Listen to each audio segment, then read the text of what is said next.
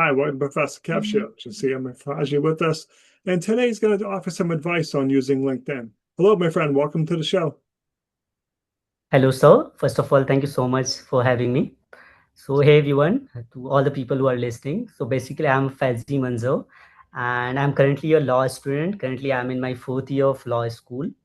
And apart from my college, I have been like exploring LinkedIn since my first semester. I did plenty of things through it, like whether it's acquiring clients or also building network. Like for example, most of the thing that I kind of landed was through LinkedIn. Whether it's I have almost worked with uh, two uh, two US based clients and one Australia based clients, and most of them are from also only because all of it became possible because I was like consuming content from LinkedIn. I got to know about things from the very beginning, like what kind of opportunities are there and how I can avail it.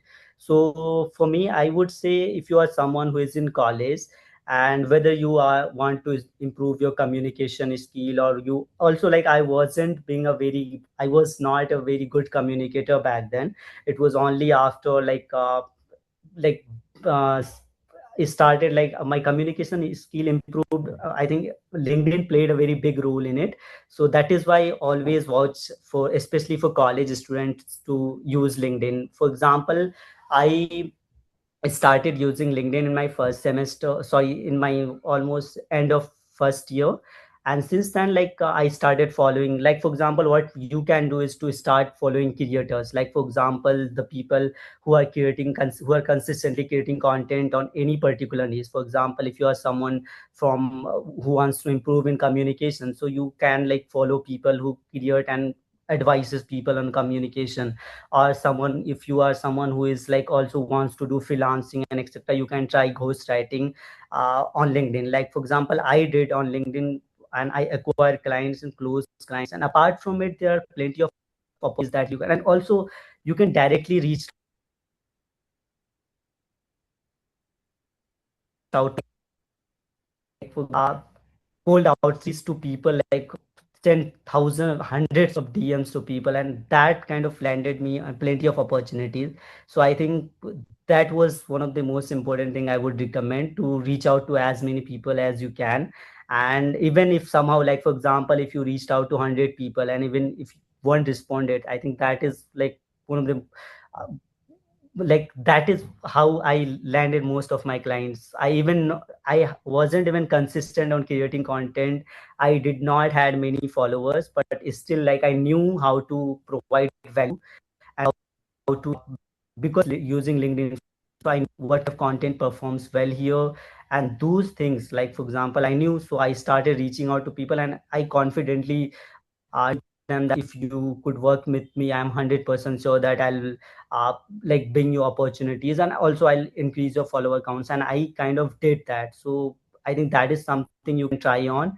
So yeah, LinkedIn is definitely in all, like all areas of your life, in college and anything that you are doing, using LinkedIn is probably a plus point, especially if you are a college student. So yeah, I would highly recommend that. So, if people want to learn more about how you were able to be successful on LinkedIn, what's the best way for them to reach out to you? So, sir, for me, I would say, reaching out to, I think, people was something that is probably the best way. Also, kind of optimizing your profile. Like, for example, people won't accept your connection request if your profile isn't up to the like completely optimized. Like, for example, if your profile there's no banner in it, or the profile picture looks completely unprofessional. So people who are in professional uh, space, they won't going to even accept your connection request. So how would you possibly able to send them message? So I think first thing you should do is optimize your profile. And then, like for example, when you build your profile, and you also don't like just reach out to people because you think that also, at least you must know your capabilities, that you can like provide, add value to other people's life. Like for example, when I reached out, I knew, like, I consume like so much. So firstly, I developed that skill that I can write for other people, and that is why I then reached out. So if you think that you can, like if you spend enough time developing a particular skill set, that is the only time that you should reach out, not like you haven't work on your skill and you started like reaching out to people. So I think firstly you should develop the skill, optimize. For that you can use LinkedIn, YouTube, etc. as well. There are plenty of content out there. And for obviously for LinkedIn, I think LinkedIn kind of is also I think the chances of receiving kind of reply on LinkedIn is much higher as compared with other platform. That is what I read.